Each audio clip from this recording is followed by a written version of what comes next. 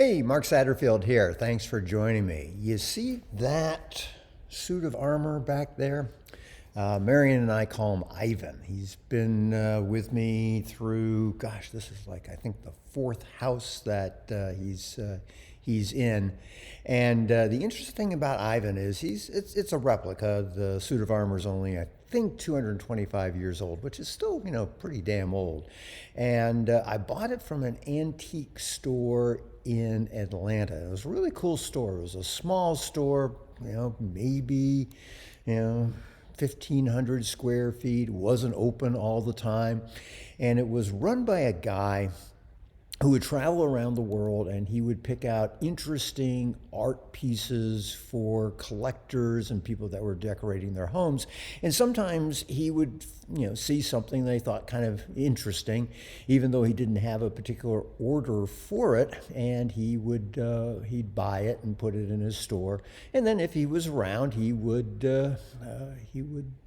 have the store, and you could come in and you could buy stuff. So one night, this is a long time ago before I quit drinking, had a little too much wine and went to his store, and I saw that suit of armor and I went, damn, I gotta have that. And so I did. And he told me about the fact that this is a suit of armor, which is a replica, but it would be used in a castle in medieval Europe, specifically Germany, and this would be the suit of armor that the court guards would wear. It's not particularly heavy metal, so it wouldn't be used for combat, but it would be something that the court guards would wear. And this specifically, the suit of armor, was for the people that, or the soldiers that stood outside of the king's chambers in Germany during that time period. So why am I telling you that? Why am I telling you that story? Because he told me that story. And all of this is a huge wind up to say that, stories are the real key for getting people interested and excited about what you have to offer. We can just go ahead and talk about our stuff, and that's that's certainly fine.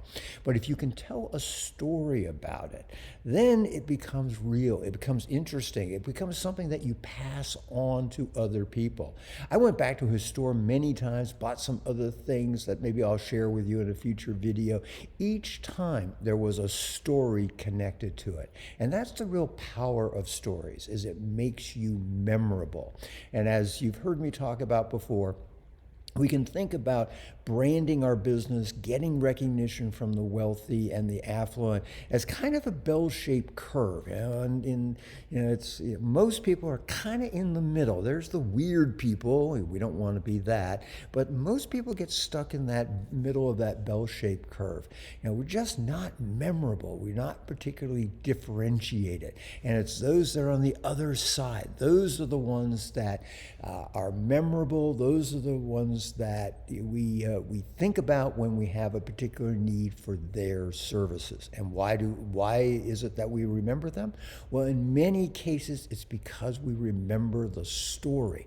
Might be an origin story, might be a story about their product or service, might be a story about how they go about doing their business, such as the antique dealer in Atlanta who travels the world on the behest of his clients and periodically picks up things.